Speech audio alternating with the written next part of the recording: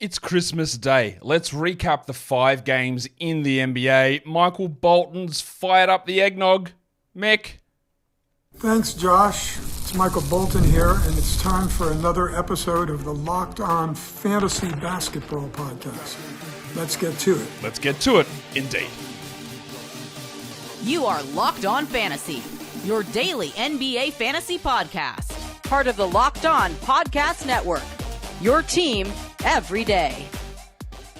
Hello and welcome to the Locked On Fantasy Basketball Podcast, brought to you by Basketball Monster. My name is Josh Lloyd. I'm going to have to wrap this one quickly because I've got a Christmas party at the Nakatomi Plaza later on after we finish here. I'm also the lead fantasy analyst at basketballmonster.com, and you can find me on Blue Sky at joshloyd.bsky.social, on Twitter at redrock_bball, on TikTok at redrock_bball, and on Instagram at Locked On Fantasy Basketball. Today's episode is brought to you by Game Time. Download the Game Time app, create an account, and use the code LOCKEDONNBA for $20 off your first purchase. Also, check out lockedondaily.com, and you can find the best newsletter for your favorite NBA team. Double bangs and thumbs are always appreciated on this, the very holiest of commercial days. All right, we are here to talk NBA. We are here to talk Christmas Day, an absolute banger slate of games. And I know that people say, man, the NBA is back. There's so many good games. There are good games all the time in the NBA. We just don't have this sort of singular focus. Again, scheduling stinks. It is terrible. But there are games like this all the time. And I was wrong on saying about, I don't like some of these matchups. They cooked. The matchups were unbelievably good, and the games were very, very good as well. And that's awesome. We love to see it. So let's talk about the games, the action across the NBA. Just a couple of news updates that we've got to get to. The Jimmy Butler saga, there's always something happening. He's doubtful for tomorrow with an illness. He allegedly wants to be traded from the Heat, and no shit, like I heard about this about literally 12 months ago, and still nothing has happened. And I'm going to guess because it's like, maybe nobody wants him? Maybe? Is that possible? It's like that meme, the who wants me for real? No cap. 100% no. Also, the talk of the Suns, I don't know how it happens. The talk is that Miami doesn't want Bradley Beal, and guess what? That's, have you asked a third party for consent, like Bradley Beal? Because he can just say no. Right? There's so many complicating factors here with all these things. Plus, the other part of the Sharania, it sounds so stupid to call him Sharania. The other part of the Sham story is that, no one's in any urgency to do anything. No, they're not. And I'm not going to sit here and tell you, stash this guy and hold this guy, because again, which team? Who comes back? Who plays? There's a million moving parts and pieces, and the odds are you're going to get it wrong in a big way. That's usually how it works. So yeah, there's the Butler story there. Will he play again for Miami? I'm pretty sure he will. But this sore tummy is really causing a problem. Sorry for Jimmy for his bout of cholera, which has really got to him. Dylan Brooks is out again for Houston, so we're firing up our Men Thompsons in a gigantic way. The good news is, though, and I was worried, but the good news is that Tari Eason is questionable, so he hasn't been ruled out. So hopefully that is okay with his leg. Isaiah Stewart is questionable. The only reason I bring this up is because I was looking at Paul Reed as being a streamable player, and if Stewart plays, then he is obviously not. And then Trey Murphy, who sprained his ankle, I thought they'd put him questionable, but he is probable, but he is actually questionable. Good news there. If he is out, though, Jordan Hawkins will be the guy. And then out of nowhere, Domantas Sabonis copped an illness. So watch that one in Sacramento. That would obviously boost DeMar DeRozan up, but Trey Lyles would be an elite stream guy if Domantas Sabonis does happen to be sidelined. Let's get into the games. Early game. San Antonio, as I did that, in my face, my mouth appeared in the middle of the screen. It looked like old mates, the Mully Grubs. Anyone remember the Mully Grubs? Who's a big Mully Grubs fan? Shout out Mully Grubs. But that's what it looked like with my mouth just in the middle of that screen. Let's get into talking about this first game. It was the Spurs. Victor Wembanyama's first Christmas Day appearance going up to take on the New York Knickerbockers. And they lose 117-114. But I'm going to spend just a little bit of time talking about our future Lord and Savior, Victor Wembanyama, because, bro, it's, I know there was consternation, and I went back and read a lot of comments about how poorly Victor was as a player to begin this season, how bad it was going, and how disinterested he was, and what a waste of a pick. But I'm not joking here, but we'll see what happens at the end of this game, because I've got to wait for the Nuggets game. He's real close to actually overtaking Jokic at number one. on rankings for this season. He's very close. I don't know that it'll happen, but he's right there. He's right there. So Wemby just dropped a casual 42, 18, 6 threes, 4 blocks, 52% shooting, 100% from the line. He attempted 16 threes, but you know who shouldn't care? You. He hit 6 of them. He's at 67% from 2. Like, this is elite. This is elite stuff. This is locked in, number 1 pick in fantasy stuff. You can tell me you'll pick Jokic number 1 next season. That's okay. But this man is cooking. And he's going to be, like, I think the question is, how many years in a row does he win Defensive Player of the Year? How many years in a row does he win MVP? Honestly, that is how good he is. And you might think that is glazing. It is. I got a lot to get out, mate. So it's ridiculous how good he is. It is ridiculous. And anyone who dissuades you from him being a number 1 or number 2 pick, again, or tells you how bad it was, they're wrong. And opinions can't be wrong, except for that one. Jeremy Sohan actually also looks good. I said to you the other day that I believe that he is a better prospect than Steph Castle. And yes, Castle's first year in the league. Yep, a bit of way to go. But Sohan, in year 3, that little point guard experiment last season actually worked. He's a much better player for it. 21-9, 3 threes. Yes, 80% shooting. Clearly, is not a real number. But this man is playing an unbelievable level. I liked getting him in the later rounds of drafts, but I didn't expect this. Like, he's a top 80 player. He is a top 50 player over the last 2 weeks. There is no reason he should be on waiver wires anywhere. Jeremy Sohan. What is really interesting in this game is that they played Wemby 40 minutes. They played Chris Paul 36 minutes. They wanted to get the win. They didn't, but they wanted to. It was not a great game from Devin Vassell. 36 minutes, 11, 3, and 5, 36% shooting. That's not very good. But do not panic with it. Do not make a drop move. Now, I am very much on record with Vassell that I think he's a good player. But I don't think he's a top 50 player this season, and I don't think I ever have thought that. I thought he was around the 70 mark. I've sort of eased back on that a bit because of the early injury stuff, but he's a top 100 guy, not a top 50 player, not a top 60 player. As for Julian Champagny, 26 minutes is not enough. 9 points, 3 threes. Now, when the Spurs have a good schedule, you stream him in. But as you see, they lent into the other guys way more minutes, and Champagny got left a little bit on the outside. You can use him, but he sits in the no man's land, the old DMZ of like, yeah, whatever. Hold him, I don't care, and you shouldn't care either. But you should care about holding Steph Castle, because if you do it, you're wrong. Get that garbage out of here. 6 points, 17 minutes, 29% shooting. He is on top of the NBA, the Kia NBA rookie ladder, which again shows A, how bad those rookie ladders are, but B, how bad the rookies are. Castle's bad. He might be good. I don't know. I don't think he will be, but he is very clearly bad at this point. And he's got nothing to do with fantasy at all. This man is 291st over the last 2 weeks and 235th for the season. You do not roster Steph Castle in 10, 12, 14, 16 team leagues. Don't do it. Obviously, you're not rostering the Pencil Harrison Barnes. Barnesy.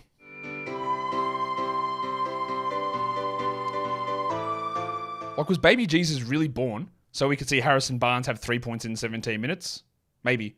At least Keldon Johnson was worse. He had 2 points in 17 minutes, and both of those guys are just not very good. On to the New York Knickerbockers side of this game. Same lineup from those blokes. Townsy got into a little bit of foul trouble, so he played 30 minutes, but he had 21-9 and still putting up big numbers. What about Mikal Bridges? 41 points, 6 threes, 2 steals, 2 blocks, 68% shooting.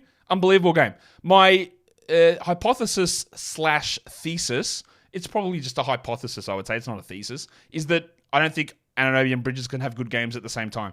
Because Anunoby had 8, 5, and 1 in 36 minutes. Cool. Josh Hart had 12, 12, and 6. That is the most Josh Hart game that you will see. He also added in 2 steals. While Brunson, look, on the surface, it's fine. 20 and 7, 9 assists. You like that. That's all good. But no threes? What? 30% shooting? Another stinker. He has been... I've missed on him pretty badly this season. I thought he'd maintain second-round value. I thought he'd maintain really good usage, but he can't even shoot anymore. I don't really know what's going on overall here with Brunson. Again, I think there are foot issues here. But it's just continual nonsense. McBride played 30 minutes as Cam Payne was basically kicked out of the rotation. 2 points in 5 minutes for Payne. McBride played 30. He only had 8, 3, and 2 and shot 20%. I love those minutes, but I don't think we're looking at him as a 12-team league player at this point. He will be a nice stream guy when things go wrong for others, but yeah, not a guy to roster for now. We've got 4 more games to talk about from Christmas Day. Today's episode, though, in the meantime, is brought to you by Game Time, the Game Time app. Christmas and Game Time, it's all about togetherness throughout the holiday season.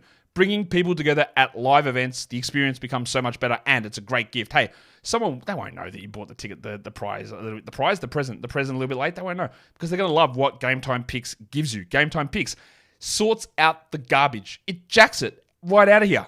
And it finds you the good value tickets so that when you're choosing something for an event, you're not bogged down in minutia, which is a fantastic word. It gets you to your spot where you need to go fast. And we all want that. What we also want is views from your seat. What we also want is the ability to toggle on an all-in price. We don't want to get sidekicked to the head with an additional fee at checkout that we didn't know about, get all excited for a ticket, and then you have to tell little Jimmy that, sorry, we can't go because the fee's not something I calculated in the initial excitement of the tickets. No. It's all there, all-in pricing, so you just see what it is. So you can tell him the realities straight away and don't get his hopes up. That's how that all works. Take that guesswork and little Jimmy's disappointment out of buying tickets with Game Time and download the Game Time app, create an account, and use the code LOCKEDONNBA for $20 off your first purchase. Terms apply. Again, create the account, redeem the code LOCKEDONNBA for $20 off. Download Game Time today. What time is it? Game Time. Today's episode is also brought to you by Rocket Money. Subscriptions, unfortunately for some, are a way of life. You subscribe to a service, you pay a monthly fee, bang. We know how it works. But sometimes you are subscribed to things you don't even know about.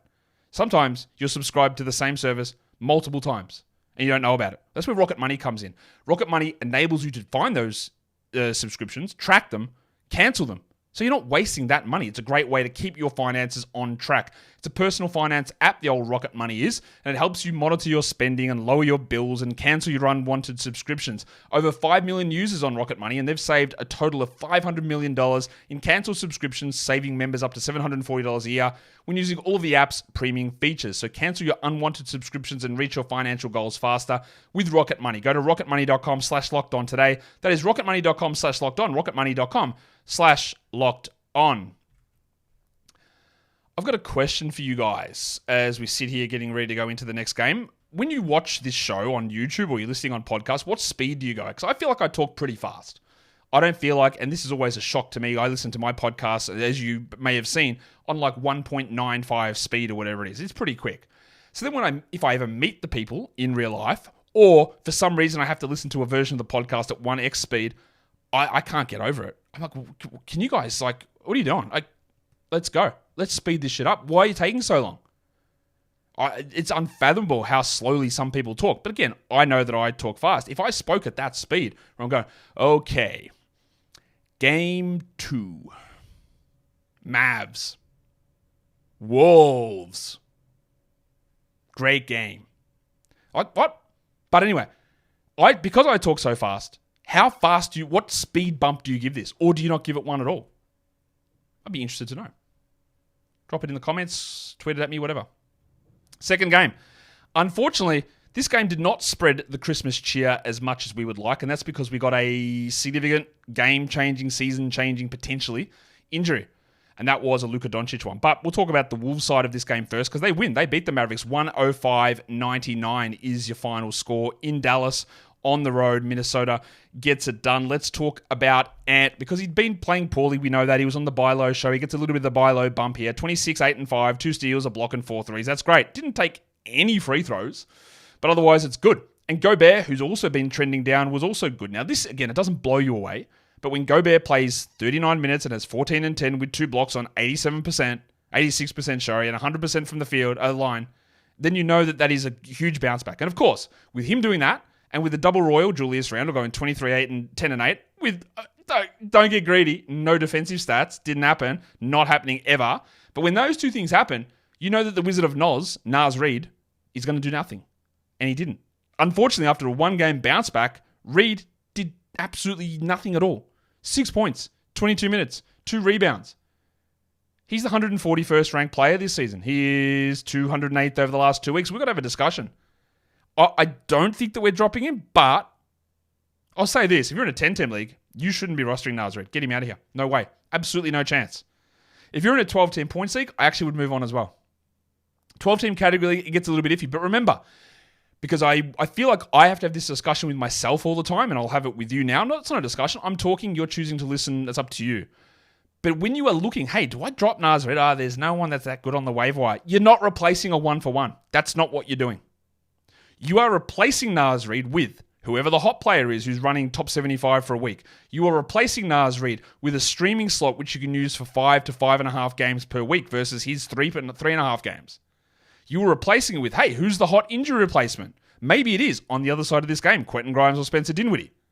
And that might last 1 week, 4 weeks, 8 weeks. I don't know. But it's not about one-for-one replacements. And the same goes with like a Dante DiVincenzo who had 11 points with 3 threes. Is there anyone better singularly on your waiver wire? Probably not. But it's not what it's about. Mike Conley, 10, 2, and 3. That's not very good. And again, not a rosterable player. That's not true. Not a must-roster player. I think he needs 29. He's not getting it, so drop him. But he'll just continually be in the mix to stream in and to be able to access it when the schedule makes sense. But he's not someone that you look at and go, I'm not dropping him. There's no way I'm dropping him. That is not how I'd be looking at Naz or Dante or McDaniels or Conley. It's Randall, it's Gobert, and Edwards, who are the guys in 10 and 12 team leagues, who you roster. Nobody else. Let's go to the Dallas side of things. They came in with the same starting lineup. They will not have the same starting lineup in the next game. I feel very confident about saying that because Luka Doncic suffered a calf injury. It was a non-contact calf injury. They've called it a calf strain. I hope that it's nothing more serious. I don't think it is, but calf strains, or let me rephrase that, torn Achilles tendons get labeled as calf strains very, very often. And I hope that's not what it is. I don't think that it is. But what I do know is this does not look like a grade 1 week calf strain injury. Shams has said it like multiple times. The reports, I think, from Tim McMahon of him walking out of the locker room limping heavily on crutches, MRI tomorrow. A significant calf strain is a long-term injury. A grade 3 calf strain, which is the injury, I think, that was the injury Karl-Anthony Towns had 2 seasons ago. And what did he miss? Like 2 months? Brace yourself. I don't know how long it's going to be, but you should be heading into finding out that information on Thursday about Luka Doncic with a calf strain and saying, if he's back before the All-Star game, actually a miracle. That is a bonus for me. I would be thinking he is back right in time for a 2-game fantasy playoff week. I don't think it's the end of the season for him, but he's not playing again in 2024. I think there's a chance he doesn't play in January either.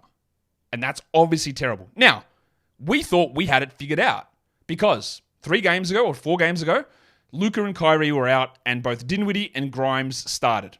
Like they both started together and Dinwiddie was good. Much better. The next game, Kyrie returned, but Dinwiddie stayed in the starting lineup. So I went, okay, that's interesting. So it's going to be Dinwiddie who's the replacement for Doncic. Well, not today, though. In the second half, it was Quentin Grimes who started and not Spencer Dinwiddie in the second half. So now, you know what? I don't know. I don't have the answers to everything, Sway. I just don't. I might at times have certain ideas or leans, but I don't know. I thought it was looking like Dinwiddie. But it could be Grimes. And what that means is over the course of 6 weeks, 8 weeks, 4 weeks, 3 weeks, however long Doncic is out, I think you are going to get back and forward nonsense with both of those players, Spencer and Quentin. Now, on a permanent basis, Spencer Dinwiddie is a far better fantasy player than Quentin Grimes. If I had to put it one way, I would say that it's 55% more likely. Well, not 55% more likely. It's a 55-45 split in terms of who I think plays more minutes, but in Grimes' favor. But if it gets anywhere close to even split or Dinwiddie runs away with it, then it's easily him. I think both guys need to be grabbed. Whether it's by you or somebody else, I don't know. And I think what you will end up doing is they'll just move into a 12-team melange of streaming players. And there'll be sometimes when it's heavily Grimes, sometimes when it's heavily Dinwiddie, but I've got a feeling it might go back and forward like every game. And the starting spot might rotate a lot. That's what I fear, and I just don't know which way to tell you what goes. Kyrie started out poorly this game, but he ended with 39, 5 and 2 with 5 threes. Clay, you would have hoped for a little bit more, and he still only played 29 minutes. 12 points, 4 threes, 2 steals, 2 blocks. I love that defense from him. He should do a little bit more here. As for Grimes, 10 and 7, 2 assists, 24 minutes. It's fine. It's not good, but it's fine. Spencer Dinwiddie, well, that's actually bad. 2 points on 0 of 7 shooting. But I don't think anything about this game, a mid-game adjustment, doesn't indicate necessarily what's going to happen in the next one. Najee Marshall seems to be way out of favor as well. Like only 14 minutes here, barely played the game before. He had 4 points. So we're not rostering him in 10s or 12s or 14 team leagues at the moment, Najee Marshall. And after a one-game little spook from Dan Gafford, he went back to nothing. 0 points, 13 minutes, 1 block. It was against Portland. He cooked him. He had a absolute zeros everywhere. Well, I've already said for the whole season that in 10 and 12-team points leagues, I don't think you need Gafford. In 10-team category leagues, you move on from Gafford. In 12-team category leagues, in industry pickup, I dropped him yesterday. Yesterday or the day before. I needed to activate someone off IR, which I think actually was Luka for one game. And then he's back on there. But yeah, I don't think that you need to hold Gafford. It is Lively's job pretty clearly. As for Lively, he was fine, 6 and 10, 1 steal, 2 blocks. While PJ Washington is in, this is PJ Washington moment. 7 and 7, 40 minutes is what he does. We know what PJ is. He's a guy that becomes invisible. He's a guy that has ridiculous shooting slumps, and he's doing it right now. Yeah, you still roster him in 12-team leagues. In 10s, it's more borderline to me, but I still would do it. But this is who he is. We know this. He'll have a hot streak, for sure. But, yeah, we're not getting that at the moment, are we? Absolutely no chance we're getting a hot streak from him at the moment. But that can flip with PJ Washington at any point. Today's episode is also brought to you by Robinhood Gold. Yes, Robinhood Gold gives you the ability to do all of the things that those other silver spoon losers would do, the financial favors of the 1%. Robinhood Gold allows, that sounded very Christopher Walken of me there. Financial favors, the 1%. Robinhood Gold allows others to get the rates and the perks usually reserved for high society now. Resourceful individuals with Robinhood Gold can earn the very liberal rate of 4.25% APY on uninvested cash and be rewarded with a handsome 3% retirement boost on IRA account contributions. Robinhood Gold provides the privileges of a high net worth for any net worth. The generous benefits now are available for only $5 a month. So the new gold standard, it's here, it has arrived, it has landed, is Robinhood Gold. So sign up at robinhood.com/gold. Terms apply. For product-specific disclosures, visit robinhood.com/gold. Investing involves risk. Rate may change. Gold membership is offered by Robinhood Gold, LLC. Let's do the third game of the day. Boston up against this struggling, terrible Philadelphia 76ers team who ends up beating them, of course, on the road, 118-114 Philadelphia. Another really, really good game. The Sixers made a little change to their starting lineup. Caleb Martin, Celtics killer, moved into the starting lineup with KJ Martin out injured. And we'll just start with Caleb Martin because it's probably the big story here. 38 minutes, 23 points, 7 triples. Now, before you get all Rocket RX about it, he hit 73% from the field. He was 7 of 9 from 3, which of course is completely fake. It's great that it happened. Smile because it happened. Don't be sad because it's over. But what are we doing? The minutes are what I like the most. So if you wanted to in a 14-team league, hey, I'm going to take a look at Caleb Martin, one more game this week only. Sure. But this game's garbage. It's not garbage. It's excellent, but in terms of analysis, it's junk. It doesn't tell us anything. It's a game. He got red hot. He played extra minutes, likely because he got red hot. The result is fantastic, but it doesn't mean anything as we move forward. I loved what Tyrese Maxey did. Shit talking and good playing. 33, 3 threes, 12 assists, 3 steals, a block, elite efficiency. And Joel Embiid, despite tripping over was it cameraman or security guard, I think it was, to begin the game. 27-9 with 4 threes in 31 minutes. Another big performance from the big fella. Paul George still just massively off. Way off. Huge buy low because, again, he's not a 30% shooter. But it's not good. 12, 4 and 4, 3 steals and a block for him. He took 15 shots, the same amount as Embiid, unfortunately just a 27% conversion. He has been a huge disappointment, as you're well aware. Speaking of big disappointments, Kelly Oubre had 4 points in 38 minutes. He did have 2 blocks. He did have 8 rebounds, but he's just not involved. Imagine Kelly Oubre having a 7% usage, which is what is happening. I still somehow, for some reason, Kelly Oubre hater, think that you probably want to roster him. But I'm also not sure. I'm losing any faith that I had in Oubre, which was tenuous at best at the moment. This is nothing good going on. Reggie Jackson got minutes, cool. Kyle Lowry got minutes, also cool. But with Andre Drummond out, we got a little bit more of Gershon Yabusele. He had 12 and 4 with 2 threes, which is pretty good, but it's not something that I'm going to get overly excited about or think that there's much utility in that through most leagues. It's fine, but whatever. The Celtics welcomed back Jason Tatum after his illness, and they lost Drew Holiday, who did not play, which I was a little surprised about. We'll speak about Tatum first. He had 32 and 15 in 42 minutes. He basically played almost the entire second half, I think. Steal and a block, absolutely elite performance. Jaylen Brown, 43 minutes, 23, 7 and 4, 2 steals. Big games from both of those players. And Al Horford also cooked. 33 minutes, 17 and 4, 5 threes, 2 assists, and 1 block. Because A, they love him matching up against Joel Embiid. B, Drew Holiday was out, so he started. And C, Kristaps Porzingis left the game before halftime. Now, they don't seem too worried about Porzingis' issue. I don't know. It's every second game something seems to happen with soreness and him leaving early. But of course, if Porzingis does miss, then Horford becomes a 28-minute, 29-minute a night player, and he's back to being a 12-team league guy in the short term. And hopefully you streamed him in today because it would have worked really well. Derek White was awesome, 21, 3 and 4 for him. But the thing to also watch for deeper leagues is Luke Cornett. If Porzingis is out, Cornett had 6 and 10 in 20 minutes with 2 blocks. So he just moves back into that decision or that idea or that area of being a streaming possible player on days, especially when Horford is out, but otherwise on low volume days, he's there. Another stinker from Peyton Pritchard. What he was doing early in the season with his shooting numbers, it wasn't real. It was probably going to fall back, but he shot 11% here. He still played 33 minutes. He had 4, 3, and 5. Yeah, there was going to be regression, and it's really smacked you hard in the face. It has hit hard for Pritchard. But I do think that it's not indicative of where he's going to be rest of season. I still think we're rostering him, but just so you know, I've got him around 120th rest of season, which is fine. But it's moving into like borderline must. I'm still keeping him as a must, but it's moving into the borderline must territory at this point. This next game was absolutely a ridiculous one. We're talking about the Lakers going up against the Golden State Warriors, Steph versus LeBron, and the Lakers win it. 115-113 final score. Both of these teams were able to roll through with the exact same lineup that they have been rolling out, or at least for the foreseeable future. The Lakers, let's start with LeBron, who played 37 minutes, 31, 4 and 10, 2 steals and a block. That's fantastic. But the other news there is Anthony Davis left the game early. So we lost Porzingis, we lost Doncic, and we lost Davis from games early today. Now, Anthony Davis has come out after the game and said, I'm definitely playing on Saturday. Cool. I don't believe you, because I don't believe any players when they say this, okay? I do think he will play, honestly, but I'm not going to use his word to suggest that he will.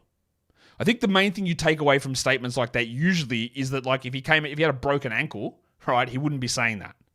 It doesn't mean that he's going to play or he's going to be in the next week or two. It doesn't mean any of those things. But at least rules out something significant usually. And with AD out, they just played small. And it's the perfect team to play small against, though. Bear that in mind.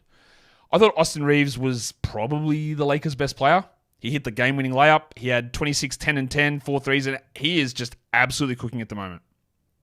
If Davis does miss, again, don't think he will, D'Angelo Russell, if he is healthy, would probably get somewhat of a boost, but doesn't matter. It was also probably one of the better Rui Hachimura games. Don't get it twisted. I don't think you need to roster him. He had 18 and 4 with 5 threes, and his elite basketball IQ was on display on the old Steph game tying shot.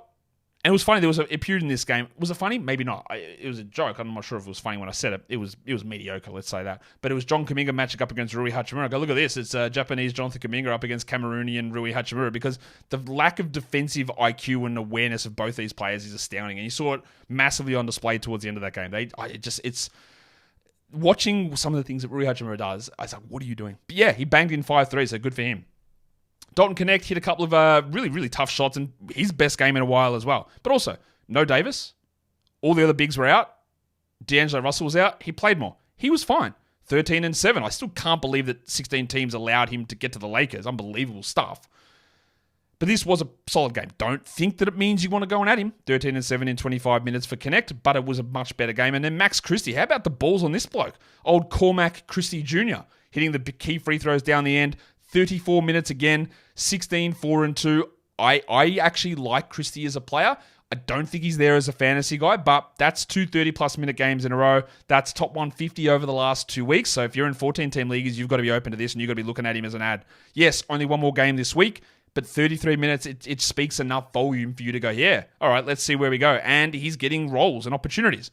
Gabe Vincent also played a ton with Davis out, 29 minutes for him, 5, 3, and 3. But he's at least better than what they got from him last season, which was absolutely nothing, of course.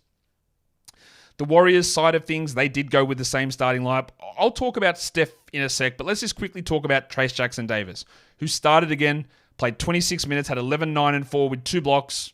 He was a team best plus 11. He just has to be rostered. Has to be rostered. Now, this might last for the foreseeable future. That is possible.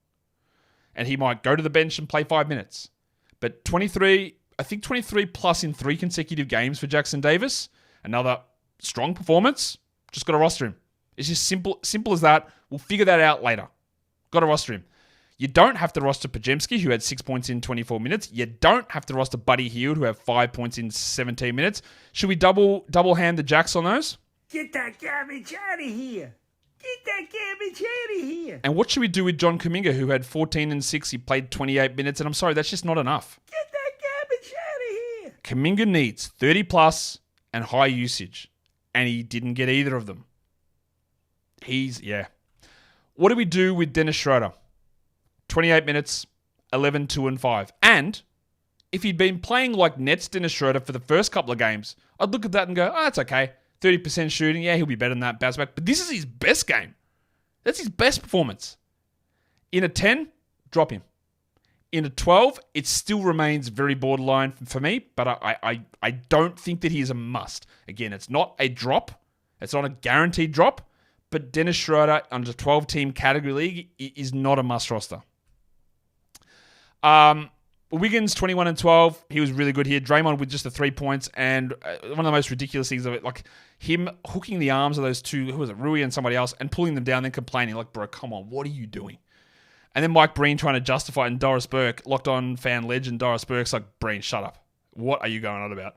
That was just ludicrous commentary. But what about Steph? Like, come on. I know he's had some really tough games. But bro scored the final 8 points of this game, got the Warriors back, tied it up with... You thought that like him getting left loose on that, was close enough to a logo 3. You go, how did they leave him loose like that? Yeah, terrible from Christie and really bad from Rui, who just didn't have any awareness to get over to him. And he nails it. But the one that he hit over LeBron to tie the game up, it wasn't even a real shot. What the hell was it?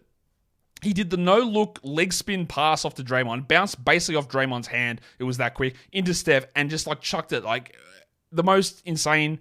Well, it's not the most because it's Steph, right? But him having those little bits of magic and brilliance left is crazy. Yeah, he has some bad ones. But that was an unbelievable performance from him. 38 points, 8 threes, 6 assists. Just ridiculous stuff from Steph. And it was honestly, it's a joy to remember just how good this guy is and how good this guy can be. He can't do it all the time. But some of that stuff, just the fact that that last shot went in to tie the game, and they didn't win, of course. Unbelievable, the fact that it went in. All right, the last game of the day. The Phoenix Suns, Denver Nuggets. The Suns win it, 110-100. We talked about this the other day, that they just played each other on Monday, and it is very rare for teams to do back-to-back wins against the same team.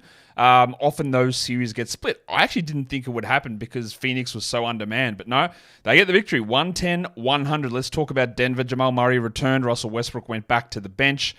Murray was like pretty bad, I guess. He played 39 minutes, so that's encouraging, but 13, 6, and 6, just not really involved. Only 10 shots, shot 40%. That's quite a bad game from Jamal, while the Poop Cookie Michael Porter had 22 points and Jokic had 25, 15 with 2 threes and 2 steals. Pretty good game, obviously, from Jokic. What was concerning, though, is the performance of 2 players. One of them was Christian Braun, who continues to be really, really bad. 5 and 5, 29% shooting, 50% from the line, 28 minutes. And I'd say that it's like, oh my God, what's going on? He'll bounce back, but maybe not. Because in preseason, he was terrible. I thought the last 2 seasons, he's been really quite bad for fantasy. And is it just that he started out for 7 weeks or whatever it was, red hot, and that was the anomaly? And everything else is just reality? I don't know. But we are very clearly moving towards Christian Braun being a drop. I don't know that you have to do it, but I also think that if you did do it, I'm not sure you're going to really massively regret it later on. You might, so I wouldn't just yet, but I've been off on him to begin the season, clearly, but he's struggling. The other one is Aaron Gordon. That's bad. 7 and 3. But it's not bad because of 7 and 3. It's bad because he had to leave the game again due to calf tightness, and he did not return. We know that he lost 3 or 4 weeks earlier in the season due to that, and that meant that we got more Peyton Watson. 24 minutes for Watson, that's not an exciting game. 2, 3, and 2 with a block. If I'm in a category league, I'm considering adding him, but I don't know that this is a long-term thing here for Gordon. It might be it's an aggravation of the injury, and Watson doesn't blow us away. In points leagues, don't even bother with this. Don't consider it with Peyton Watson. In a category league, maybe, but we don't have any confirmation on Gordon when we get it. That's something interesting. Not interesting. It's something we pay attention to. Russ was fine apart from the free throws, 17, 6, and 2, and he should be at this point on fantasy rosters right across the gamut of league types that exist. The Phoenix side, like I said, there was no Devin Booker. I didn't say it, but I'll tell you now. There was no Devin Booker. There was no Grayson Allen. No Bol, of course. So a big win there. And it was led by Bradley Beal. Now, Beal has come under all sorts of fire this season. Rightfully so. He hasn't been very good. He hasn't been terrible, but he hasn't been very good. 27, 2 and 4, 4 steals and a block for Bealo with great field goals. Unfortunately, he couldn't hit his free throws, but the other stuff was good. While Durant also 27, 4 and 6, 2 steals, 2 blocks, but he couldn't hit his field goals. But he attempted 9 at the line and hit all of them. So a big game from both of those two. Tyus Jones, we wanted to see a bit of a bounce back from him, and we did. He only took 9 shots, but he hit 7 of them, and he had 17, 3 and 5. I also thought it was interesting that they changed the lineup with Royce O'Neal coming off the bench and Ryan Dunn starting. It didn't really do much in terms of the roles of those guys, although, to be fair, last game it was Dunn that played starters minutes off the bench, and this time it's O'Neal that played starters minutes off the bench. O'Neal played 30 minutes, he had 5 points only, but 7 rebounds, 6 assists, and 2 steals. He's still my preferred stream over Ryan Dunn. Dunn had 5 and 3 with no defensive stats, and if Ryan Dunn's not chalking up the defensive stats in big volume, then he's fairly useless for fantasy. Nurk played 30 minutes. He had 8 points, which is bad, but 13 rebounds and 6 assists, which is fine. He continues to be an enigma, but one we still have to roster, unfortunately. Well, Monty Morris, I thought, played really well. 11, 2 and 3 with 2 steals for Morris. Didn't shoot well, but he's playing well. I think he might be just cutting a little bit of the head off of Tyus Jones' production. Not saying that Jones is a drop or anything like that, but we're just seeing somewhat muted production from old mate Tyus Jones at this point. That will allow us now, I believe, to get in and to talk lines of the night. Shall we do it? We should do it. Lines of the night. The monstrous line of the night, I don't really think. I'm not doing a non-Wemby division for line of the night because he had 42, 18, and 4 blocks. The young gun of the night, sure, we're not going to do that. But he is absolutely cooking at the moment. And your waiver wire line of the night goes to Caleb Martin, who hit 7 triples on 78% shooting, but he had 23 points. I wouldn't necessarily read huge amounts into that one. Your non-Wemby division, young gun of the night. We're not going with Wemby, of course. We are going with Trace Jackson Davis, 11 and 9 with 2 blocks, so I do think he is an ad at the moment, and we see where this goes. And your dud of the night, well, it can be nobody else, apart from Big Sexy himself, Daniel Gafford, who had 1 block. Like, that's it. He almost toned Snelled, but he did add a block in there. So Dan Gafford gets your dud of the night. Let's top 6 it up here. Look at the top 6 players across categories and points league formats, as well as the top 6 waiver wire producers of the day. Your top 6 category league performers. Number 1 is Victor Wembanyama, followed by Mikal Bridges, Tyrese Maxey, Jason Tatum, LeBron James, and Austin Reeves. That actually gives me a bit of a time to... I said it because I said I was going to do it at the start of the show. Let's have a look rankings for the season now that Wemby and Jokic have played on Christmas, and let's see where they sit. If I use -1 rankings per game, it is Jokic. This is my weighted -1. Jokic is still on top. Wemby is number 2. What if I go and have a look at straight 9-cat rankings? How do they play out? How does Yahoo's straight 9-cat position these players? Oh, it is so close. Jokic at 1, Wemby at 2 with a 1.09 versus 1.08 value difference. And if I just turn off, let's do it for 8-cat, turn off turnovers, where does that leave us? Or it's still the same. Jokic on top by 0.01 value. Wow. All right. That is, so that gigantic gap that had been established by Jokic to begin the season is wiped out. It's wiped out. Yeah. I saw someone say that if you look at 8-cat total values for the season, which I hate doing, but I just want to see whether it's true. Yeah, it is. Wemby's number 1, 8-cat totals for the season. How very, very interesting. Let's take a look at the top 6 waiver wire producers from Christmas Day. Who have we got here at number 1? Well, we've got Caleb Martin. We've got Al Horford, Dalton Connect, Royce O'Neal, Precious Achiuwa, Monty Morris. I'll just talk a little bit about them. Horford, I would add at the moment. Connect, don't worry about it. O'Neal's worth streaming. Achiuwa, not really. Morris, not really. Martin's like a 14-team league guy. I think that's probably about it with those players. Your top 6 Yahoo points producers of the day. Number 1 is Victor Wembanyama, followed by Tyrese Maxey, Mikal Bridges, Jason Tatum, LeBron James, and Austin Reeves. And your top 6 ESPN Points League producers, we're going to Wemby, Bridges, Maxey, LeBron, Tatum, and Steph Curry. Last thing, there were 4 players who ended up leaving games early due to injuries today. We'll start with Aaron Gordon, the last one of those with his calf issue. Peyton Watson will be the guy to consider in category leagues, but not really much there in points leagues. Anthony Davis left with an ankle. If he is out, they play Rui Hachimura more at center. That helps somewhat, but Davis thinks he'll be fine. Kristaps Porzingis left with an ankle injury. Again, I think he's going to be okay, but I'm not sure. Al Horford's the obvious one there, then Luke Cornett in deeper leagues, and then the big one is going to be Luka Doncic with a calf strain that's going to cost him, I would say, multiple weeks, maybe multiple months. I don't know. I don't know how to distribute the value between Dinwiddie and Grimes. It really feels like a toss-up. I think both guys are 12-team league ads. I think both guys might end up 12-team league drops. I think they're going to cycle through value. They're going to be frustrating, and that's what happens when you get like subpar players and try to put them into larger roles. So take a flyer who you want. The best per minute guy is Dinwiddie, but he's also the more volatile player, and he didn't start the second half. So that makes it a little bit more risky in that sense as well.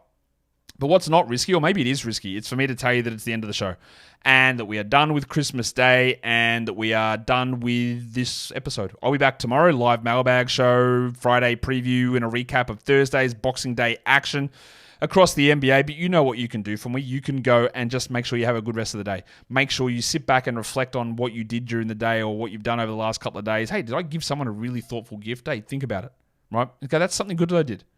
Because I'm sure there are certain things that happen throughout Christmas where you might have awkward situations with family and they're pointing something out like, why don't you have a boyfriend, a girlfriend? What are you doing with your life? Like, whatever, right? That sort of stuff might happen.